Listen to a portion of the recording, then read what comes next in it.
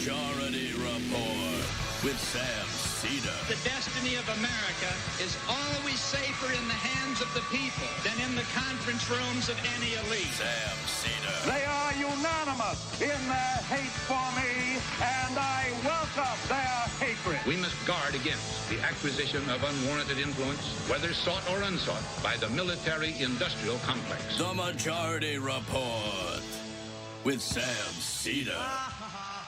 Ever get the feeling you've been cheated?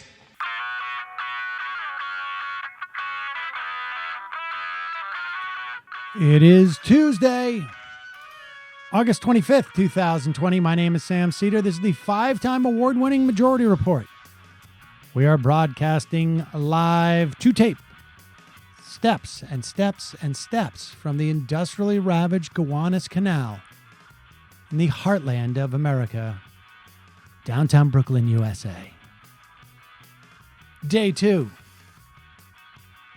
of our late summer vacation, the last days off, except for Labor Day and Rosh Hashanah and Yom Kippur, before, well, not just the big election in November, but also the 10-year anniversary of the show. And we have a great interview for you today. It's with Jeff Sharlet. He's the author of The Family. You may have seen that documentary on Netflix. Journalist, contributing editor, Harper's Magazine.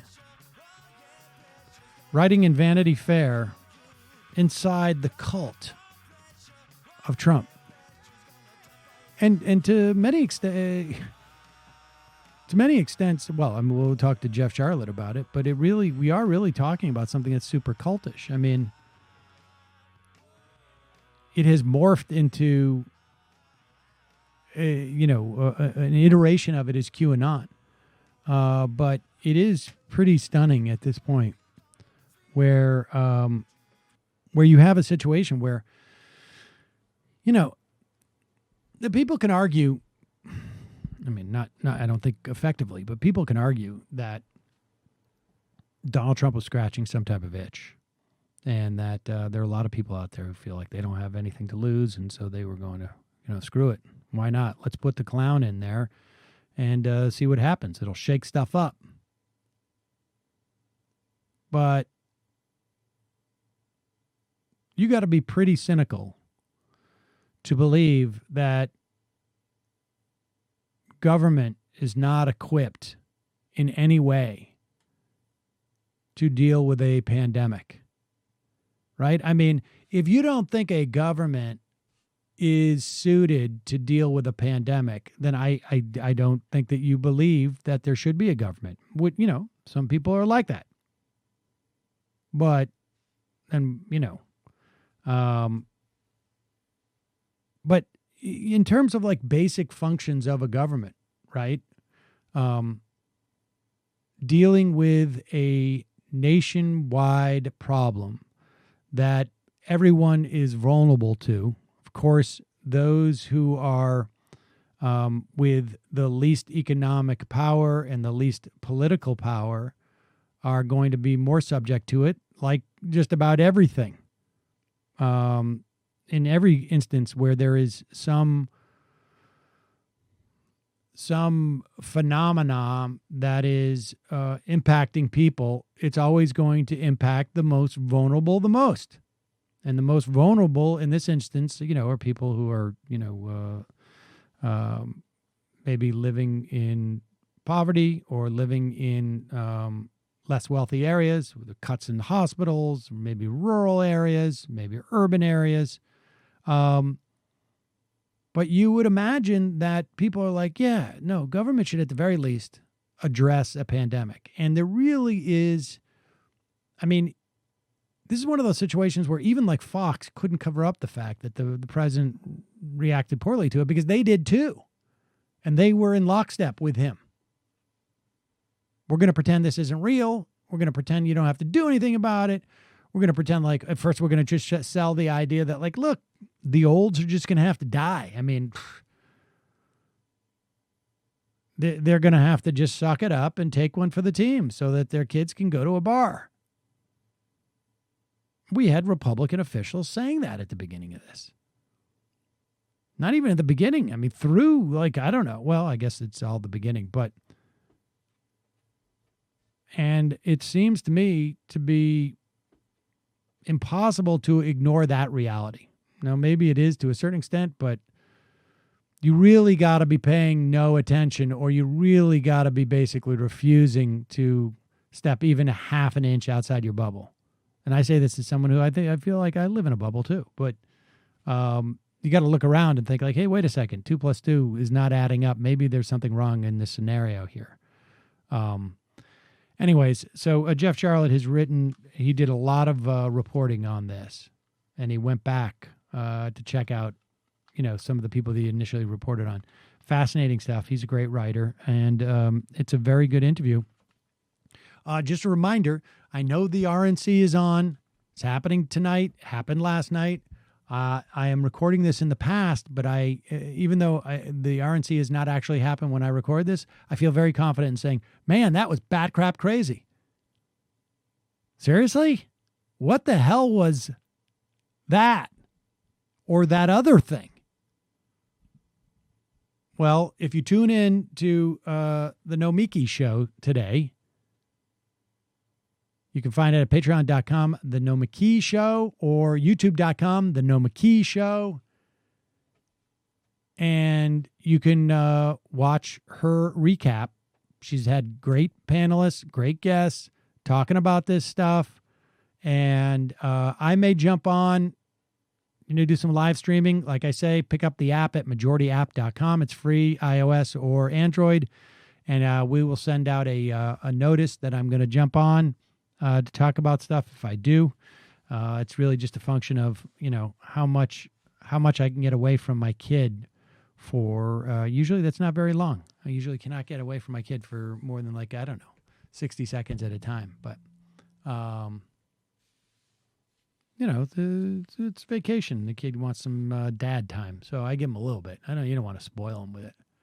So, folks, we've all searched for something online that we didn't want other people knowing about. I mean, come on. I'm getting older. I'm looking at all sorts of old man stuff that I'm looking at. How to increase your virility. I guess I'm sort of channeling Michael here. This is where he would say I'm looking for low T stuff or something. But no, there's always stuff that you've searched online. I don't know. There's always stuff that you're looking at that you just don't want, that you want a certain amount of privacy. I don't know. You're checking on things that you might want to purchase. You're checking on you're looking up or just, I don't know. There's a whole host of those things. Unfortunately, incognito mode on your browser, it doesn't hide your activity. It doesn't matter how many times you clear your browsing history. Your internet service provider can still see every website you've ever visited. We are losing our ability to remain private more and more every single day. So even when you're at home, you don't go online without using ExpressVPN. ExpressVPN is an app that reroutes your internet connection through their secure servers, so your ISP cannot see the sites that you visit. ExpressVPN keeps all your information secure by encrypting 100% of your data with the most powerful encryption available. It runs seamlessly in the background. It's easy to use. All you have to do is tap one button. Boom, you're protected. ExpressVPN is available on all your devices. You can have it on your phone, your computers, even your smart TV. So protect your online activity today with the VPN rated #1 by CNET and Wired. You can visit my exclusive link. It's expressvpn.com/majority. You can get an extra 3 months free on a 1-year package. Look, you want to make sure that you keep what you're doing online private. Why? There are scenarios that in many respects, we can't even imagine right now. That's expressvpn.com/majority. expressvpn.com/majority to learn more. We will put that link in our podcast description and our YouTube description. Now we're going to take a quick break. When we come back, Jeff Sharlet, journalist, contributing editor, Harper's, author of The Family, writing in Vanity Fair, Inside the Cult of Trump. Be right back after this.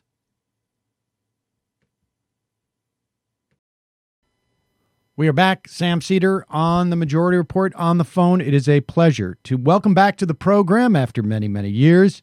Vanity Fair contributor, professor at Dartmouth University, author of his latest This Brilliant Darkness, Jeff Sharlet, on a piece that I read, Jeff, in Vanity Fair, Inside the Cult of Trump. His rallies are church, and he is the gospel. Welcome to the program, Jeff. Thanks, Sam. Good to be with you. I had sort of alluded to this briefly before we started, and we're recording this Thursday, the beginning of July. And I have to say, I read it when the piece came out, which was about, 2 weeks ago now. And I reread it this morning, and it is combined with the alert I just got on my phone that Florida is over 10,000 cases today and these are people who were infected probably when your piece came out a couple of weeks ago.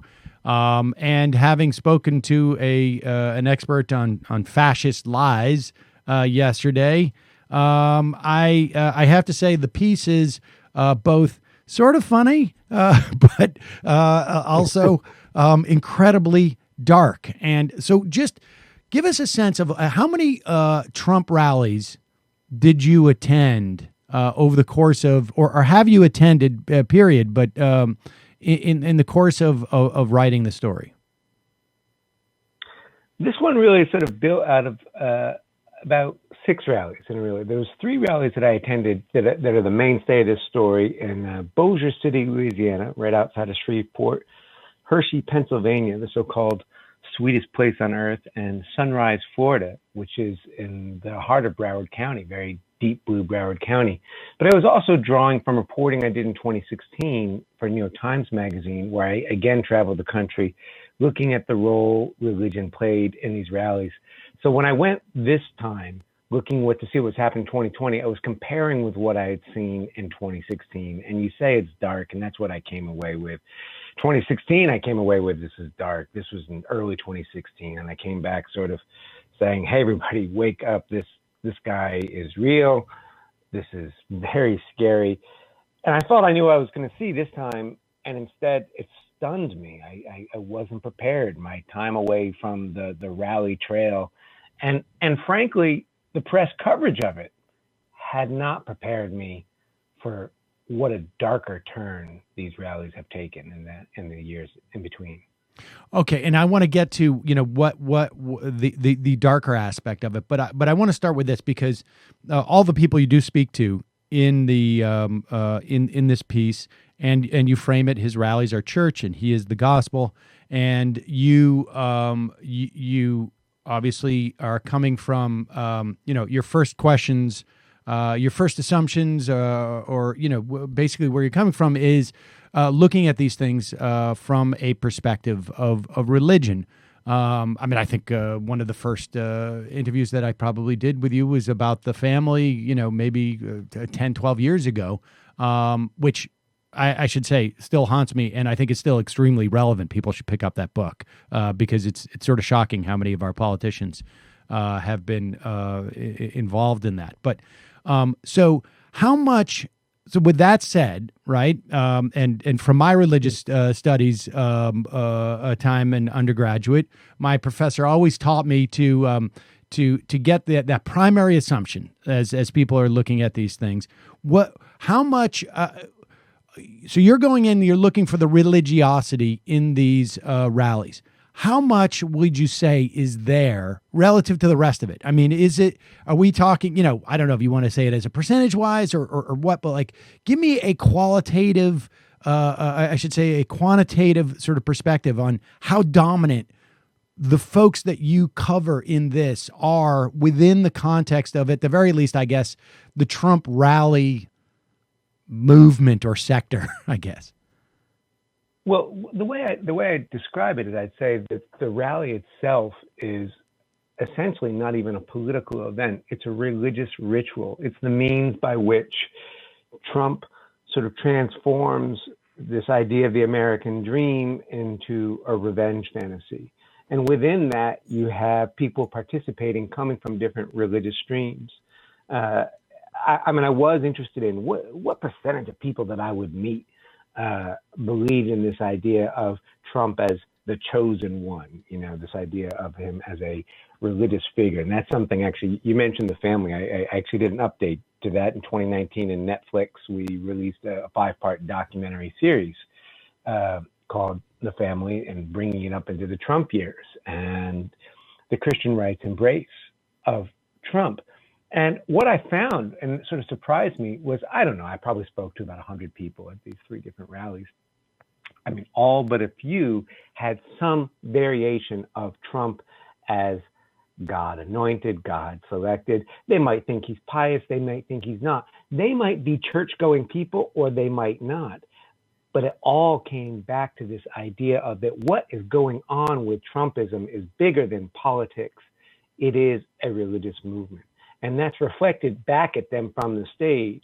Well, what Trump is doing is performing a kind of religious revival meeting, much more so than politics. The policies, the issues and so on, that doesn't matter. That's not what anyone is there for.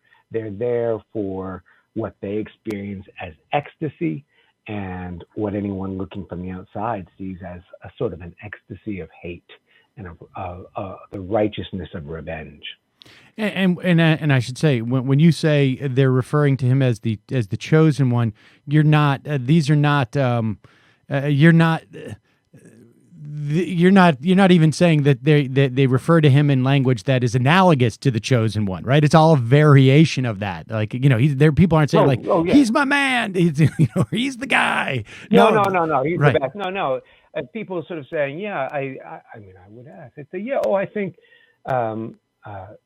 there's not it's a minority, but it's not an insignificant minority who will say that he is divine himself. But others will say, he was chosen by God. And that's where you see the divide. Some think, he's obviously he's a God-filled man, a God-shaped man, as Lance Wallnau, an evangelical advisor to Trump, puts it in a best-selling book called God's Chaos Candidate. And they recognize that. Wallnau calls him a wrecking ball. No one thinks that he is this, Ned Flanders character, but some see that as evidence that God is using him. If someone like this, such an uncouth man with no basis in politics, thrice married, as they like to say, if someone like this can assume that office, obviously God's hand must be behind it. And then comes QAnon, the vast sort of network of conspiracy theories that forms a kind of core theology of Trumpism. Not every Trump follower knows what QAnon is, but the ideas of QAnon, which sort of build around a kind of fundamentally religious premise that Trump is leading what they call a Great Awakening, which is a term from American religious history, the Great Awakening. That animates everything. So you can talk to people who say, I've never heard of Q, and then they can recite for you kind of scripture and verse from the QAnon conspiracy worldview, and they get it, again, reflected back from Trump on the stage. Okay, now this is where we gotta just unpack this a little bit, because this is the update on some level, right? I mean, there was no QAnon in 2016 as you're covering these rallies. This is, I guess, is it the theology that has sort of like filled this vacuum that provided? So.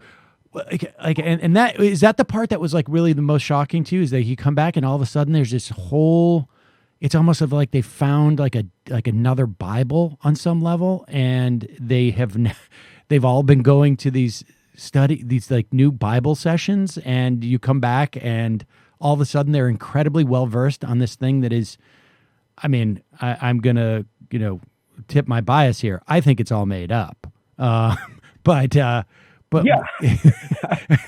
I don't think Hillary Clinton is leading a child trafficking ring, and I don't think JFK Jr. is actually plotting with Trump to bring her to justice. And I don't think he's going to be vice presidential candidate in 2020. All core QAnon beliefs. I'm pretty sure these are not true. Well, But you yeah, at least said you've another revealed Bible, your and I think bias. that's a really good phrase. You've revealed your bias, Jeff. So there it is. People now, at least you've been honest about it, being skeptical about the Kennedy thing, because he would have probably done that before then. But all right, so yeah, I mean, so where, like, and you had no notion that this was coming up. Like, how does this integrate into the religiosity?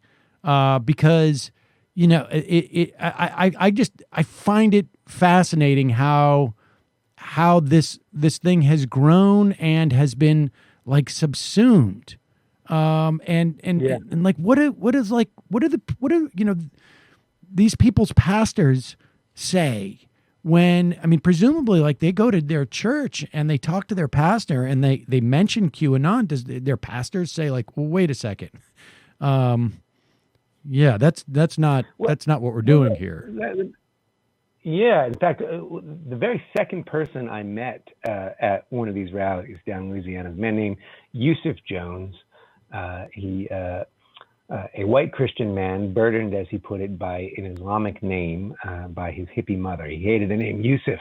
And he made up for it. He's a big guy. He's wearing a Trump mask. He's very, very amped up. And after talking to him and some other supporters in the parking lot for a while, he reveals that he's sort of a minor celebrity and that he was arrested for threatening to shoot up a Washington, D.C. pizzeria. Not Comet Ping Pong, which is the pizzeria that was sort of at the source of the QAnon conspiracy theories. It's a popular pizzeria in Washington. It showed up in WikiLeaks because Democratic strategists like to meet there. These right-wingers couldn't believe that they were there just for the pizza. They must be there for the child trafficking. And, right. This was a big Cernovich thing. Yeah. I think members of this audience are very familiar with Cernovich and Pizzagate. But so this is the man who acted on it by taking his assault rifle and opening fire. So Yusuf Jones thought this was so great, and he called up and he made a threat. He very quickly got busted. And then he wanted to, of course, he didn't want to go to prison, but he pled guilty. He now says, well, I didn't really do it. I just pled guilty, but because my pastor said it was a good thing if I had done it. It would have been a good thing because they're trafficking children. And you see, this is sort of, I didn't catch a show yesterday, unfortunately, but when you talk about the fascist lie, if you proceed from the premise that the enemy is perpetrating the worst crimes, child trafficking, and even worse than that in their imagination, then anything is justified. And that what becomes horrific, threatening to shoot people, becomes righteous. And I mean, I ended up encountering a lot of pastors at these rallies and encountering this view over and over. And that's what's changed. 2016, what you saw was called the prosperity gospel, country cousin to evangelicalism. It's what you see late night televangelism. Send me $100 and God will bless you, and look at my private jet, and that's why you know God loves me. That was what Trump was using in 2016. He's promising a lot of winning. In the years in between, his followers, they say, well, we won. Now what? Now we protect from these secret enemies within. And they see secret enemies everywhere. And I mean, anyone who's paying attention to Trump knows that he's obsessed with this idea of his long enemies list. But that's also a classic move of authoritarianism. Once you've stormed the gates, once you've got power, how do you hold on to it? You have to identify a threat. The threat has to be within. It has to be invisible. It has to be secret so that your followers will be on alert at all times and trust nobody but you. Jeff, I mean, do you have a sense, and I think this program in some respects is oriented towards, the material basis for political actions and whatnot. I mean, do you have a sense of like where what else is going on in these people's lives? Is it across the board? Are these people who are, and maybe this is also even a broader question as to, what leaves people open to this type of religious experience or attracts them to this type of religion. What's going on that this becomes a thing for them? I mean, are we talking about people who have been are coming from communities that have been decimated over the past couple of decades? Are we talking about people who are just what tends to be the driver, to the extent that there is a consistent sort of through line in terms of how people came to this? They're coming from many different streams, and I think that's what we've always got to be aware of when we're looking at powerful social right-wing movements or any social movements, is what they represent as convergences. So Trump is bringing together, in Bill Barr, we see the person of the kind of the conservative Catholic movement. We see the aristocratic elite evangelicals and the populist Christian right. I think of a figure, a person who becomes sort of the center of the story, a woman named Diane I met in Sunrise, Florida, in Broward County. And for her, and as was common, I have to say, I know people say it's a myth. I met a lot of people who really had been Obama voters. She had been a Democrat most of her life, and there was some personal crises in her life that overlapped with her sort of turn toward Trumpism. But also, and I thought this was really interesting, she was disillusioned with some aspects of the establishment Democratic Party. She was a religious person. She worked a lot with kids, very poor children in Haiti. And some people may know the Clintons had been very active in Haiti over the years. And this is not our imagination. They screwed it up. Yep. Bill Clinton says, we screwed it up. They did a lot of damage. They tried to apply an American economic model. It didn't work. She saw that. She lacked any kind of structural critique. She couldn't explain in political and economic terms what had been done. So she turned to the terms of her church, spiritual war. And then along comes this movement saying, and not only did the Clintons, do this horrible thing in Haiti, but they actually traffic children. And she can believe that. And it goes further as she turns to me and she says, they eat them. It's cannibalism. I thought this is so fringe. This is extreme. We're standing on the arena floor. I turn to the people around us, and they're from a range of backgrounds, economically, religiously. And I say, do you believe this? I expect them all to say, oh, she's crazy. No, some do, some don't. Some say, I don't know about cannibalism. I think that's maybe, I don't think they go that far. But child trafficking, sure. And you see, the Overton window, as they put it, has been expanded so that that's within the realm of the possible. I think, though, it is important to recognize that Trump was able to turn a frustration with the failures of all sorts of establishments into a kind of conspiracy sort of thinking, to look at what is incompetence and to see it as demonic intent. And the number one enemy, of course, and they show up for every rally so conveniently, is the press.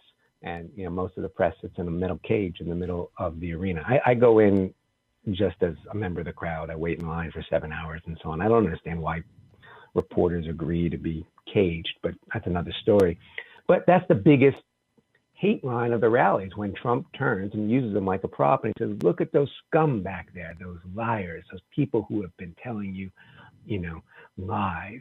Does anyone believe them? And people turn and they give them the finger and they scream in this sort of orgiastic kind of rage of hate. This idea that they've been lied to for a long time. And that, once you've got that fake news premise, you're going to start pulling in people into this conspiracy theory from all different directions. It's fascinating, and I mean, there's so many different sort of threads to pull at this. A couple of years ago, I had interviewed someone who had done a history of mesmerism in this country, and which was fascinating, and it is so reminiscent of this. And Trump obviously was relevant in this, and that there was a dynamic of, and I think you allude to this in the piece, but a dynamic of people looking at the mesmerists. It was literally at one point a guy named Mesmer, I think it was, or I can't remember, but something to that effect. And knowing that he is a liar, but feeling like he is lying for us as opposed to us. Did you come across like that type of dynamic? Yes, I think that's so well put. And I think that's the thing. There's on the Vanity Fair website, there's a short follow-up to the feature on the Tulsa rally, his first rally, which I think a lot of liberals were delighted with, and they looked at it and they said only 6,000 people showed up. And that was good news. Keep in mind, 7 million people watched it on TV, which is more than have watched a lot of his rallies. But they saw that, and that was the first speech they saw for a lot of them, and they said, oh, God, this guy's losing it. He's so incoherent. It's not incoherent. The more rallies you attend, you understand that there's a rhetoric there. It's a kind of a double signal, moving back and forth between the official story and then looking up from the teleprompter, this sort of performance of intimacy. I'm going to tell you the real deal. I'm going to curse so that you know I'm being authentic and so on. And so he's sort of saying, this official story I'm telling, it's not even true. The whole thing is I'm letting you in on secrets. You got to pay attention to how often Trump says there's more than I can tell you, which goes straight to the QAnon mentality. And this sort of secrecy mentality is more than I can tell you. Or as he said in Tulsa, now on November 3rd, you're going to elect me unless we do something stupid. And he doesn't finish the sentence. He just says, you know what to do. You know what to do, right? And not so much that he's quite lying to you, but he's not telling the whole story. You have to fill it in. And that idea from mesmerism, and that's an idea that comes also from, it's an old religious revival idea. There's got to be a call and response. There's got to be a way for the crowd to participate in the making of meaning. And Trump, in his very ugly and violent way, gives them that. How much does, so for instance, this week we saw Trump, and I want to talk about the tweets too. That is just absolutely fascinating. But in this idea of, I need to just organize this because I have a couple of questions here I want to unpack. But we'll get to the tweet of the white power tweet in a moment. But I want to just stay on that aspect of because he's always had this thing where he is reading from a teleprompter and then sort of steps to the side, and not maybe physically, but in the way that he's addressing to the audience, and comments on his own speech in some way. Yeah. He's reading it's we have a very big meeting scheduled. And then he sort of turns and goes, it's a big meeting. It's maybe the biggest meeting we've ever had. And when he does that, to me, it looks like a guy who's he's giving up the game, right? He's saying he's breaking the fourth wall in some way, but he's saying that I'm engaging in a pretense. And to me, that's sort of revealing. He has no idea the words he's saying, but what I'm hearing from you is that that's actually that makes his audience feel like he's taking him into the sort of the green room with him. And you guys know I got to perform this for the cameras, but in the meantime, here's my little thing that you and I are sharing intimately. Yeah, exactly. And I think it's what's so fascinating about it is it gives it, if you're looking for a sort of smooth speech, it gives it this image of incoherence, which I think a lot of liberals and lefties find reassuring. This guy is dumb. And this is the thing that I say from having covered all of these rallies that always upsets my fellow liberals and lefties is Trump's one of the best orators I've ever seen. And people say, he's not an orator. An orator is one who speaks. No, an orator is one who knows how to use language to communicate powerfully with a crowd. It may not be my crowd, but it's a big crowd. And he does know how to use language. And that is a particular movement back and forth that comes out of the church between where you always have the official story, right? Which is scripture. And then you've also got the pastor bringing in his life experience, one time. Often his life experience isn't quite right. It's maybe he's talking about his past as a sinner and so on. Trump's doing that same thing. And you saw it so clearly in that Tulsa rally where he comes out. He's obviously upset because the crowd is small, and he's sticking to the teleprompter. And I was hoping that he would, because he'll do that sometimes. When he's really upset, he just reads from the teleprompter and goes home like a sulking child. But then he looks up and he does a little imitation of a CNN reporter, and the crowd roars, and he never turns back from there. He moves back and forth. There's at one point he's going on in much too much boring detail about some negotiation. No one's paying attention. So he throws in, "Dumb son of a bitch," and the crowd roars. Who's the dumb son of a bitch? Doesn't matter. Right. Why they're a dumb son of a bitch doesn't matter. This guy is talking to us. He's telling the truth. That's the president of the United States using this straight talk, breaking away from the teleprompter, breaking away from the script that controls him, that controls us. And that's that double signal, that back and forth, going back and forth between the official story and here, come a little closer. I'll tell you the real deal. So when he tweets out retweets that white power video the other day, where like somebody in a golf cart was responding to protesters and said white power, and I think that guy in the golf cart, I think he's probably okay with all the tenets of it. I don't know that he said white power before. I think he was sort of saying that as a way of just sort of, tweaking people. But irrespective, Trump retweets it. I don't know if Trump heard it or didn't, but they didn't take it down for 3 hours. And I have little doubt in my mind that was a conscious decision, where they said, "You got to take this down." He's like, "Screw that. Let's just leave it up for a couple hours to play with people."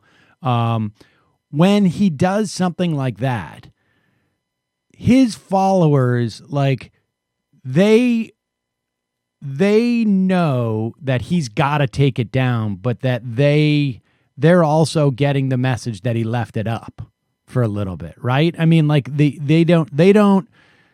It doesn't go away when he takes it down. They don't see him as being weakened in any way. They just see it as like he is fighting against all of these forces, and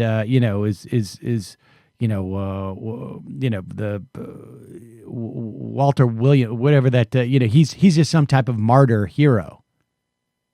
They see it as what it is, which is a wink. And right. Especially if they're Trump followers, they are now well tuned in to the rhetorical style, which I think, again, is surprising to those who don't like Trump. That man is not funny. That man is awful. You go to a Trump rally and it alternates between just screaming with anger and laughter. He does a lot of comedy routines. He likes to imitate windmills. He does skits where he plays out both characters. It's grotesque. For instance, he plays out the characters of the two FBI agents who had an affair. Yes. Yes, Peter, I love you. And yes, I've seen some of that. Lisa Page coming, right. Having this orgasmic experience. And the crowd thinks it's very funny. And so that movement with that white power kind of thing, it's just like the OK symbol, which has become a symbol of white power. You go back to the history of that OK symbol. It began as a hoax. These sort of online right-wingers sort of saying, let's get these liberals thinking that this is a white power symbol, and they'll get so upset. The joke worked so well that it became real, and now it's a white power symbol. Same with that white power tweet. This is what Trump does. He says something vile, disgusting. I'm just joking. Not joking. Joking, not joking. It's the back and forth, by the way. I mean, reach back to your childhood years, and you remember there were bullies that would do this, right? The way a bully says, "I'm joking," they say something mean. No, maybe I'm not joking. It's also an authoritarian way of destabilizing reality, and it's entertaining for people who like it. So at Trump rallies, one joke that he likes to tell is that maybe he'll stay more than 4 more years. And right. He'll say it, and he says, no, I'm just joking to mess with the reporters back there, those scum, and so on. He says, but maybe I will stay more. joking, not joking. It's a way of introducing and expanding the window. White power, joking. I didn't mean to say that, but maybe I did. I mean, I also have to say that aside from the religiosity element that is coming through, it's Rush Limbaugh. I mean, Rush Limbaugh was the original progenitor of, you're going to get Vince Fostered, the Hillary Clinton, they're murderers. And whenever he got called on anything, he's not quite as relevant as he was, at least in the culture. He would say, I'm an entertainer. I'm joking. And then it would die down. And then he would say, but, maybe I'm not. That is... Trump is talk radio, but there has been, and I think you've captured this in this piece, there's something else that has been now projected onto him that he is absorbing and then and using. How much do you think it's just exclusively him, or do you have a sense of what figures around him? I mean, I keep thinking that Bannon is still heavily involved in at least this level of the communication, because that's so much of what that of Breitbart, of Gamergate, of Pizzagate. I mean, it all came out of that sort of nexus and mentality. I think, what you say there is important, because I think what we have to look at here is, and as fascinating as I find Trump's sort of control of the audience and that dynamic between his audience and him, we always have to remember that the threat here is not Trump, it's Trumpism. It's a much broader movement. And that's the rhetorical mode of that movement, but he's not the only one who can do it. He's not the one who invented it. I don't know. I don't have any special information about Bannon secretly being involved. I don't think that would have to be the case, because these are the ideas that are in the air. And that movement between the kind of sort of seriousness and kind of violent, really genuinely fascistic rhetoric. And I don't use that term lightly. In fact, I've been arguing for years that American leftists, stop declaring everybody fascist. Fascism is it's a thing with a history. There's more than one kind of bad under the sun. In fact, I even, in my book, The Family, I said, look, fascism is not going to happen in America, for good reasons and bad, but it's not part of the American grain. I was wrong. This is it. So that, you see someone, who's an influential character now. You see someone like Stephen Miller. Stephen Miller is, you see that influence all through his rallies. Another thing that goes on that's unreported, mostly unreported, partly because the political press is trying to cover these rallies as political events, and they're listening for the lines that are about traditional politics and policies.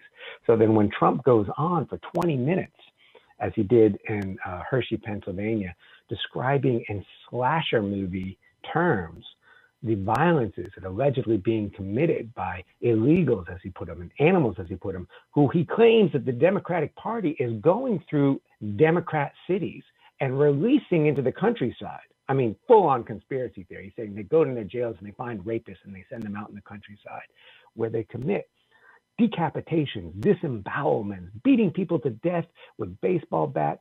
If you paid attention to the Tulsa rally, you heard it. He talked about animals carving young women up, and it's always implicitly men of color attacking young women who are implicitly white. Or sometimes he says blonde, beautiful young blonde woman, carving them up with a knife. Going on in such detail for this. That's a lot of that is Stephen Miller. He's not writing that. Trump is ad-libbing that material. Well, some of that is Bannon. Some of that, though, is in some ways Trump just feeding off the crowd itself, which wants a titillating tale, which wants to feel angry, which wants to feel that its rage is justified. And if you say, oh my God, those animals are carving someone up with a knife to kill them more slowly, they eat hearts. This is something Trump claims. That they carve hearts out and eat them. If that's true, then all your anger, you can have an ecstasy of anger and it's all justified. You don't have to hold back. And now you've got an electric current flowing between yourself and the power at the top. So if there is there, do you have any indication, or just maybe, from your an academic perspective? I mean, I spent a little time reading about Melanistic cults in school, but that was many, many years ago, and just sort of the amazing durability of these things. The world's going to end on June 25th, and it's June 26th, and it's like, oh, we got the numbers, we got confused because of the the change in the calendar that happened 1,500 years ago. It's actually going to be August 23rd or something.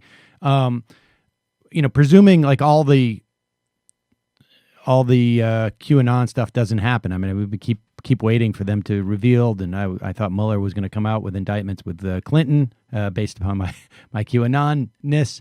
But assuming that none of the QAnon stuff comes to fruition, is there, and let's just say that Donald Trump loses and eventually leaves the White House, knock on wood, do you have a sense of, from talking to people, either A, if there's an individual who could inherit this movement, or B, a sense of who that person might be, like maybe the profile of that person?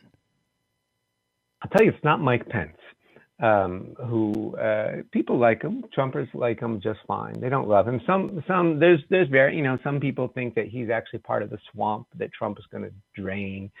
There's this idea that all these Trumpers who he has disavowed, Jeff Sessions and Jim Mattis and Rex Tillerson and so on, all these figures, that was all part of this deliberate move, that Trump brought those people into the administration so that he could expose them. And in that way, there is, as you say, this millenarian kind of end times theology, but it's endlessly adaptable. And if the prophecy doesn't happen, that's okay, because Trump is, as they say, he's a multi-layer chess player. He's moving on more layers than we can possibly know. There's more going on than you can possibly know. And I think that also leaves the door open, right? If Trump is to somehow leave the scene, for someone else to emerge. In fact, what I think is important, and I think the left and liberals who aren't really paying attention to this as a social movement, because so many people want to believe it's not real. After I came back from these rallies in the fall, I did actually a sort of social media survey. I said, do you think, I was so stunned by what I'd seen, the scale, the organization. I said, do you think these rallies do you think they're AstroTurf, or do you think they're just, maybe camera tricks, smoke and mirrors, or do you think they're real? It's just, survey of acquaintances. I got about 1,000 responses. 75% said they're smoke and mirrors, right, or AstroTurf. And this is not the case. If these are actors, these are the best actors I've ever seen. Give them all an Oscar.